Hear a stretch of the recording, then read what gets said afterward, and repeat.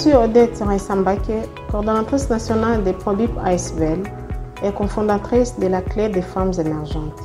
Je suis également la gérante de la société Boumar Sahel. Née à Bukavu dans le sud Kivu, Odette Raïsambake est une femme entrepreneur de la ville-province de Kinshasa, mariée et mère de 4 enfants. Elle est détentrice de plusieurs diplômes en gestion financière, gestion des entreprises, ressources humaines et elle poursuit son cursus à l'Université pédagogique nationale dans la faculté des droits. Elle s'investit activement pour un monde plus juste et équitable où tout le monde est respecté et protégé. Engagée pour la promotion de la justice et la dignité pour tous, elle met ses compétences au service de la défense des droits de la femme et de la construction d'un monde plus équitable. Odette Raïssa est une personnalité déterminée et engagée, luttant contre l'insalubrité et le réchauffement climatique qui sévissent dans le monde.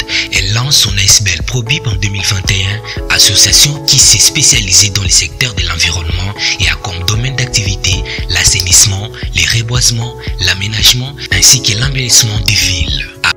ProBip ASBL est une association sans but lucratif qui œuvre dans plusieurs domaines, dans les différents domaines, mais nous nous focalisons plus dans les domaines environnementaux.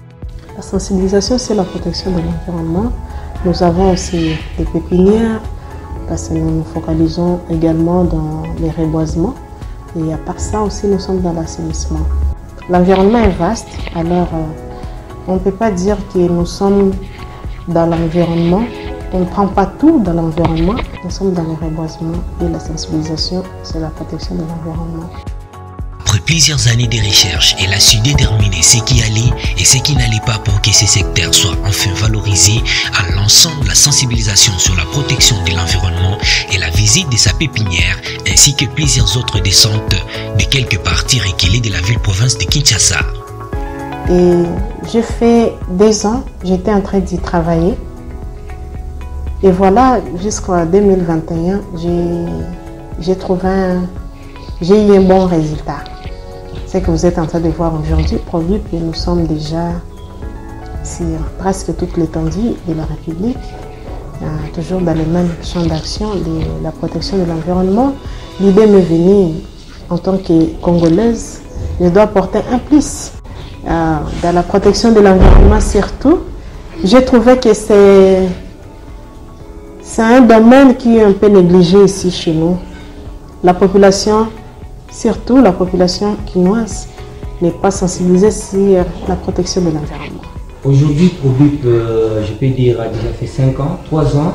3 ans maintenant, nous avons totalisé 3 ans. Et quelles sont les activités que vous avez pu faire durant ces 3 ans? Durant ces 3 ans, comme je vous ai dit, ProBip œuvre dans plusieurs domaines.